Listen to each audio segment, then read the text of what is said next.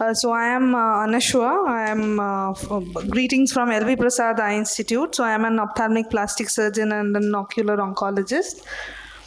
So while he's uploading the presentation, I have a question for all of you. So when you see a patient with a eyelid nodule in your clinic, what is the next thing you will do to him? So you see a well-defined nodule on the eyelid. What next? Anyone?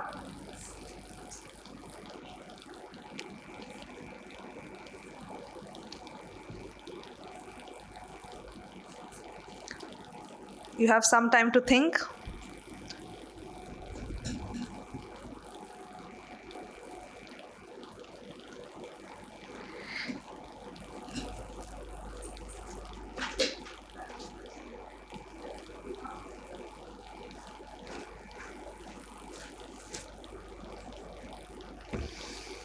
Two patients. So you have inspected, you have palpated. What is the next thing you will do to understand that one thing, whether it is benign or malignant? Very good. So eversion of eyelid you need to do. So what do you see in the first picture? The first picture is of a 15-year-old boy, whereas the next picture is of a 62-year-old gentleman. So what do you feel? Which one is benign? Which one is malignant? Why so? फिर मैं नहीं present करूँगा मेरा हो गया ना हाँ? Doctor की कोई वैल्यू तो है नहीं Distorted margin. So what you just said, so you see the lid margin, the contour is not even. In the right eye, it is little away from the lid margin, well defined, circular. There it is not that well defined, and the lid margin is distorted. Okay. So now we evert. So this is what you see. So the very first point that I want to drive today is that beware of the red flag signs. So the first thing what you need to understand in your OPD is it benign or malignant? So what are the red flag signs? So what do you see here? So it is a yellowish, irregular eyelid nodule, distorted eyelid contour, effacement of the meibomian gland orifices. There is loss of lashes, which is extremely important. There is surface telangiectasia there. The yellow thing there is fluorescein just staining it. So there is also surface ulceration and crusting. So all these are signs of malignancy. So you also see a bilamellar involvement, which was extremely well visible in the first picture that I showed you. So whenever a patient with an eyelid nodule walks into your clinic, you will have to evert the eyelid and look for all these signs along with the bilamellar involvement. So sebaceous gland carcinoma, what we most commonly see in our OPD. So whereas in contrast to those two patients, here there is no lash loss, or in other words, the red flag signs are not there. So they are all benign lesion. So why is it important for us to, now you have done the first step, you have understood whether it is benign or malignant. Now why is it important for us to know that? Anyone? How will it affect our management?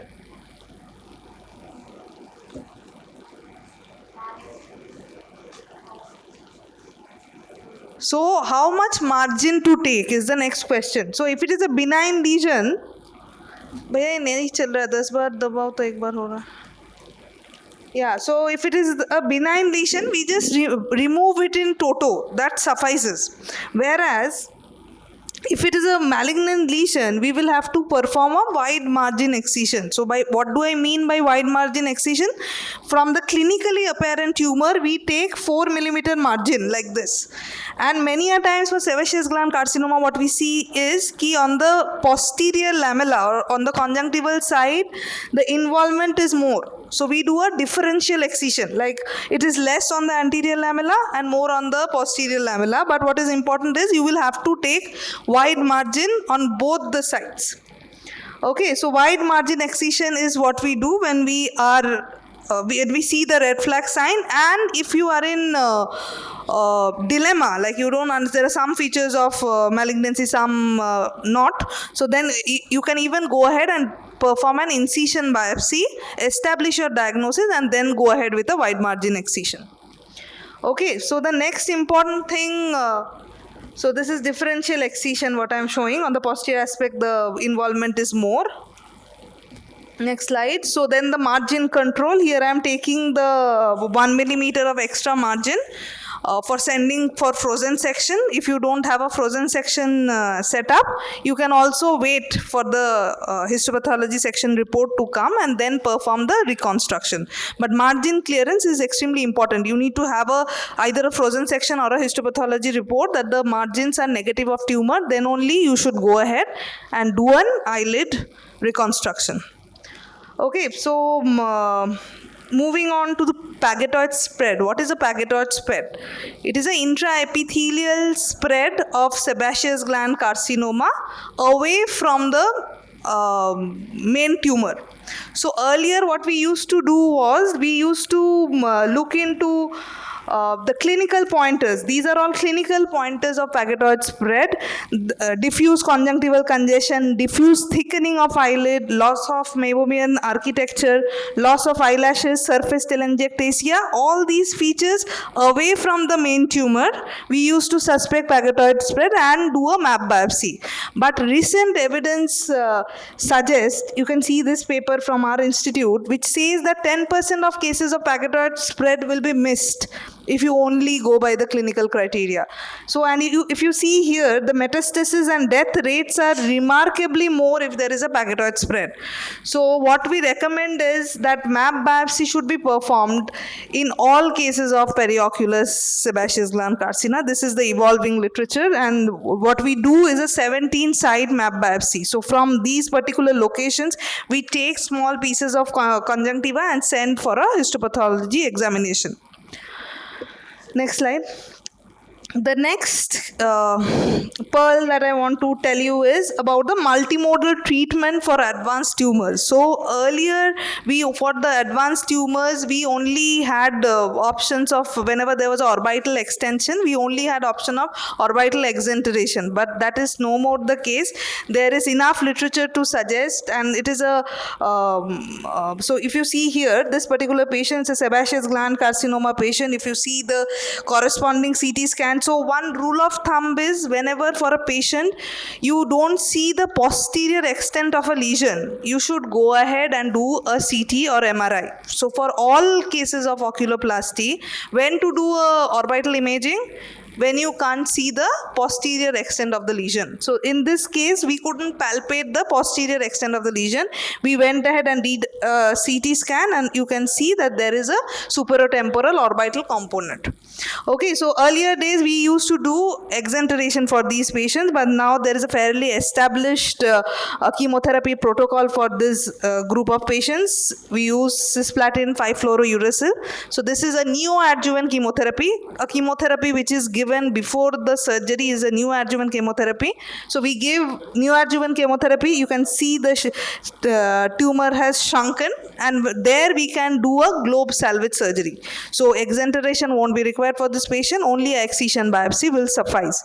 So the next pearl is chemoreduction happens in, this is more valid for sebaceous gland carcinoma and also squamous cell carcinoma, not for basal cell carcinoma.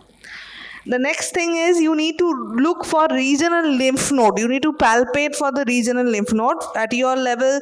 Knowing the drainage of the eye is extremely important. You need to palpate for the preauricular, postauricular, anterior cervical, posterior cervical, and the submental lymph node in all patients where you suspect malignancy to understand the regional spread. Next slide. So we also need to know about sentinel lymph node biopsy to understand. So before the lymph nodes become palpable, to understand micrometastasis, sentinel lymph node biopsy is a good technique, but it is done in very few institutes. But you need to know about it. So till now, let us just recapitulate what we have learned. So a patient with eyelid tumor walks into your clinic, you will have to first differentiate whether it is benign or malignant. you have seen the red flag sign, it is malignant. You have gone ahead with a wide excision biopsy with margin control, margin cryo. Now you will have to see the biopsy report. That is also extremely important. The management doesn't stop with the surgery. So what is the post-operative protocol? So we look for the histopathological known risk factors, like was there any perineural spread, was there any intraneural invasion, was there any vascular emboli. These are all high risk features. Whenever it is there, post-operative, we prefer giving a external beam radiotherapy. Next is if there is a fixed frozen mismatch. So that is also literature says 2% of patients can have a fixed frozen mismatch. So fixed frozen mismatch means that on table I had sent for frozen section, my pathologist has told me ki everything is clear, I have gone ahead with an excision biopsy and reconstruction, and then when the histopathology report the fixed sections comes after 1 week, I see there is involvement of the margins. So what do we do then? So if there is a fixed frozen mismatch, if it is a lamellar, we can go ahead and do a cryotherapy. If it is full thickness, we will have to send the patient for EBRT.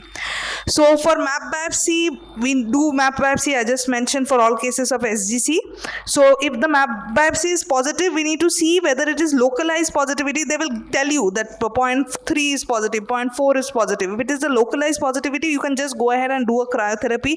Mitomycin C topical therapy is also something which has been described in literature. But if it is a diffuse positivity, multiple areas involved, then exenteration is the best treatment for these group of patients.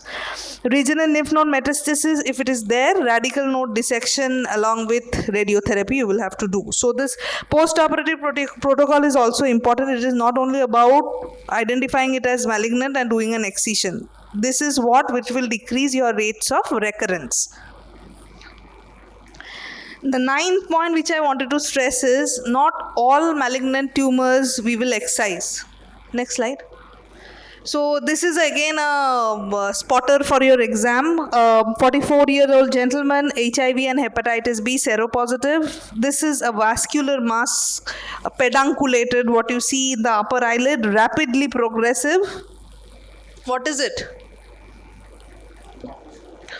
Very good. So it is a Kaposi sarcoma. So what do you do? So earlier we used to excise them, but these are difficult surgeries. They will bleed a lot on table. So with experience, what we have seen is, next slide. So just start them on, many a times you will see they have not been diagnosed as HIV positive. You do a HIV test and then you get to understand the patient is HIV positive. So just send them for a heart therapy.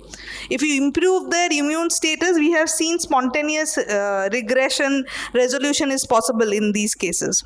Okay, so Kaposi sarcoma, improve the immune status, start the patient on heart therapy, and first look for spontaneous regression. Next slide. So again, this lady, 64-year-old female, you see the typical basal cell carcinoma, multiple, all over her face and neck.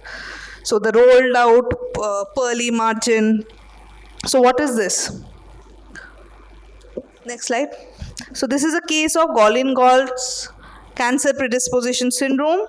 It is a rare autosomal dominant disease. It usually happens in young age, but what we need to remember is surgery or radiotherapy has risk of induction from more basal cell carcinoma. So if you send these patients for radiotherapy or excise, you will see new lesions are cropping up from the margins. So these are extremely difficult cases to control. So they have associated developmental defects, odontogenic keratocyst, bone cyst, Palmer plantar pits, Fox cerebri calcification, rib defects. So multisystem evaluation is of extreme importance in this group of patients. So last point I just wanted to touch upon, the targeted therapy. Next slide. So this particular girl walked into my clinic. She was a case of xeroderma pigmentosa. You can see the right eye had a orbital OSSN at the time when she presented to us. Left eye, there was a localized OSSN, so left eye with immunotherapy, it came down. Right eye, we had to enucleate. She's wearing a ocular prosthesis. But what perturbed us was the multiple crops of squamous cell carcinoma which were coming on her face every next month. So initially we had excised few of them, then we realized that this is just not working. From the margin of excision, new lesions were coming up. So we went ahead and we started this patient on imiquimod. So imiquimod is again a good option. So this is pre and that is post. All the lesions have come down, and this is a good option for such patients, xeroderma pigmentosa patient with multiple squamous cell carcinoma. Also for basal cell carcinoma, this can be used, but this will only work for a superficial case. Wherever it is invasive orbital squamous cell carcinoma, it is absolutely contraindicated. Next slide. So their medical management of eyelid tumors, you need to remember about imiquimod, which is easily available. 5-fluorouracil has also been described. Photodynamic therapy has also been described, which is not available in India now. But what for your exam, something which will come up as recent advance, though not available in India, is vismodegib and sonidegib. They are hedgehog pathway inhibitors. They have role in metastatic basal cell carcinoma, unresectable basal cell carcinoma. But the problem with them is you need to they're expensive and you need to continue them lifelong. If, once you stop it, there is a recurrence. So tumor free at 3 months, the rate which is there in literature is 80 to 90%. So just to summarize what we just learned in the last 10 minutes, you need to differentiate benign versus malignant lid tumor. You need to perform in toto excision for benign eyelid tumors and wide excision with margin and margin clearance for malignant tumors. It is best to perform map biopsy in all cases of periocular SGCs to detect pagetoid spread. Chemo reduction helps in performing conservative surgery in extensive sebaceous gland carcinoma. Screen for regional lymph node in all patients, and sentinel lymph node biopsy helps in understanding subclinical lymph node involvement. Protocol-based management post-excision is important, and we need to know when not to excise. We talked about considering medical therapy for multiple superficial SCC and BCCs. Do not consider radiotherapy for BCC in galls.